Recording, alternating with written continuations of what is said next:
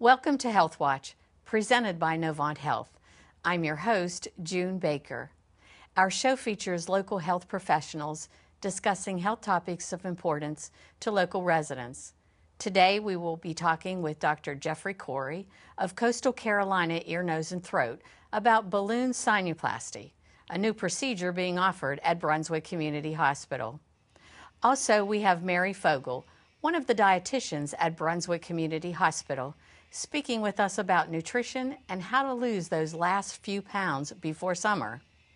Stay tuned to learn about valuable health topics with Health Watch.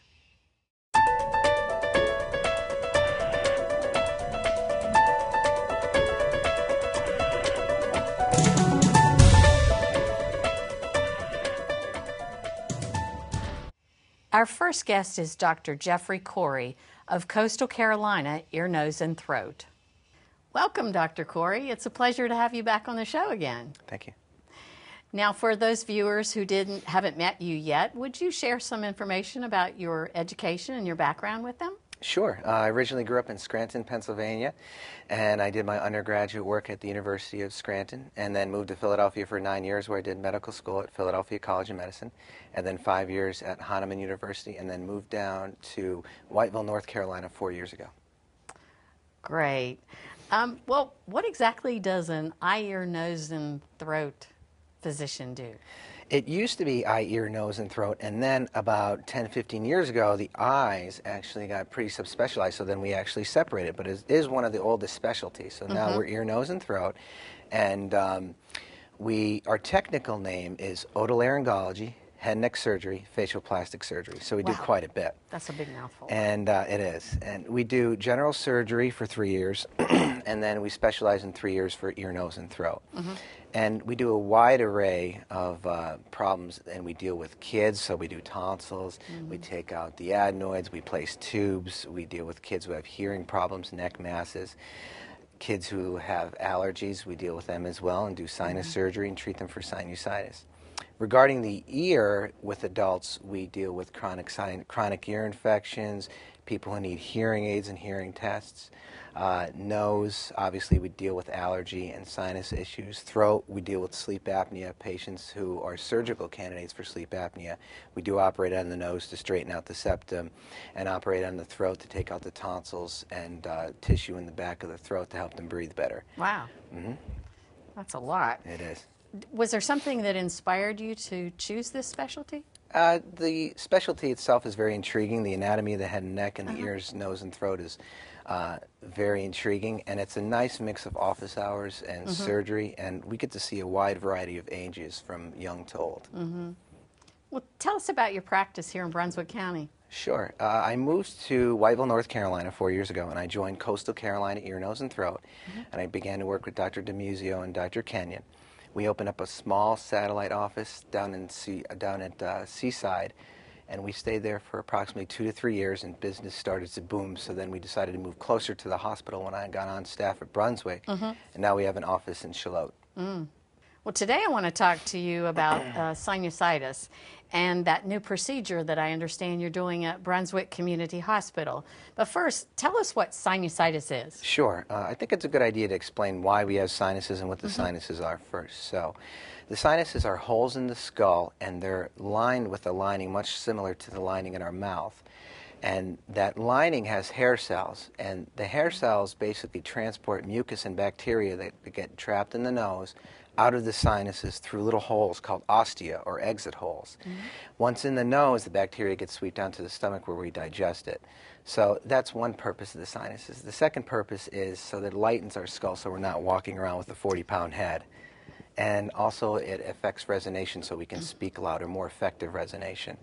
And sinusitis is any type of inflammation that inflames the lining of the sinuses that causes pain and pressure, and that lining that surrounds that hole or ostia gets closed shut, and that causes the symptoms of sinusitis.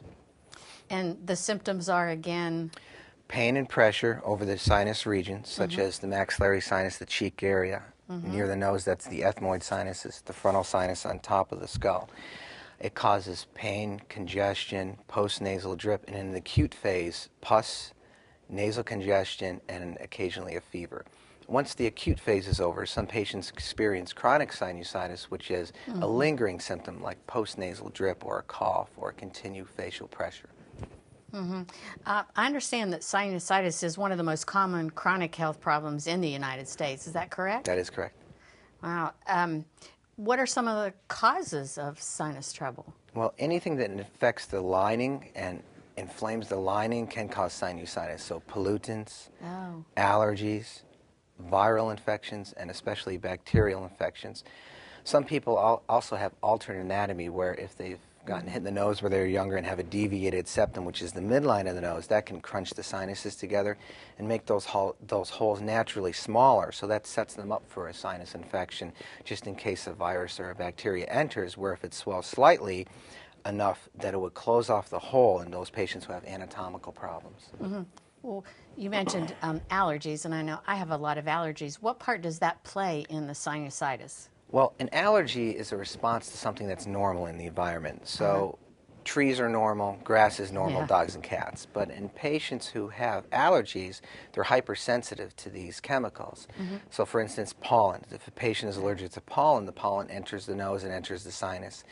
And basically the body goes haywire over and tries to wall it off. So the lining gets inflamed, the mucus gets thick, and it tries to trap it. Unfortunately, when it traps it, the lining gets tight again, that hole gets tight, you get pain and pressure, bacterial infection can ensue, and then you have sinusitis.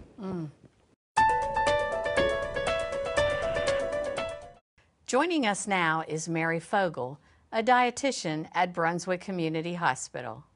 Well, thank you for joining us today, Mary. We're so pleased to have you. Well, I thank you for having me here. You're welcome. Well, first off, I'm curious, what inspired you to choose a career in nutrition? You know, I grew up in an Italian family, and we always ate really good, fresh food, and I just assumed people ate that way. And every time you got sick, you'd go into the garden or you'd make these soups. So I just kind of always believed that good nutrition was the path to good health, and I just followed that as I got older. That's great. Great story. Tell us a little bit about your background and your education and how you came to work at Brunswick Community Hospital. Oh, that's a little bit of a long story. But, is it? I'll try to cut. Well, I got into nutrition. Like I said, I was always interested in that. So I did nutrition, I did massage therapy, I became an acupuncturist as well, because all those modalities are very interesting to me. But nutrition, I always believed is the pathway to good health, like I said. And I got my degree in Miami, Florida. That's where I pursued my career, and I worked there for many years. And then my husband and I decided it was time to leave South Florida, and we came up here, and I got a position working with Brunswick Hospital. And how long have you been there, Mary? I've been here for 6 years. 6 years. 6 wow, years. That's a great story. Yeah. Do you love it here in Brunswick County? I like it very much. Yeah, it's I like the place. hospital. I like being in the small hospitals. It makes it very personal, and it's nice. It's a great place to live. Well, let's talk about food and nutrition. I've heard a lot about so-called power foods, and how important are they? Are there certain foods that you recommend that we include in our diet regularly? Okay. Power, well, I don't you know even know what a power food I know. is. So well, I tell guess, me you what know, that I is. think what people mean when they say power foods are foods that really deliver quite a nutritional impact or punch when you're eating them. And those foods, in general, would be maybe blueberries, blackberries, mangoes, whole wheat products with fiber, things of that nature. And, you know, when we talk about them like that, you don't want to just exclusively think of those as foods, but when you think of food, you just have to incorporate really good fresh fruits and vegetables in your daily life, and you will just naturally have those foods. They'll just be part of what it is that you're eating. And you should incorporate those into your daily... You should incorporate them into your daily life. You really should. I mean, of everything, of all my years of experience working as a dietitian, one of the things that I found really surprising to me was how few people eat fruits and vegetables in their daily life. It's just not a part of people's daily life. And those are where those power foods are for the most part. I see. Well, are there foods that we should limit? Well, and I think, yeah, there are certainly foods that we should limit. And especially in this day and age of food has It's been transformed. Uh-huh. Do you know what? I mean, years ago, you used to go into the supermarket, and there were maybe 500 different items in the supermarket, and it was, I don't mean to, you know, walk on any toes or anything like that, but it was real food. Oh, it I know was, what you're saying. it was fruits, it was vegetables, it was bread that was, you know, made out of whole wheat products and things like that. And now we're kind of treading on foods that supermarkets now have like 47,000 different items Wow. in supermarkets and things like that. And you look at ingredients, and sometimes you can't even identify what any of that stuff is. So we've kind of gotten away from a lot of what is more natural in our foods, and I think we need to go back to those types of foods. Yeah. Are there any foods that we should never eat? And please don't say it's chocolate. Oh, I would never say it's chocolate, Jude. I don't want you to get mad at me. No, actually, they say that chocolate is really good for you. Oh, good. Then I should be so healthy. Chocolate is really, it's one of these good foods, and it has antioxidant benefits. However, don't forget that when we do chocolate here, we add a lot of sugar and things like that to our chocolate. Chocolate is fine, and I don't think that there's any food that we should absolutely never have. Really?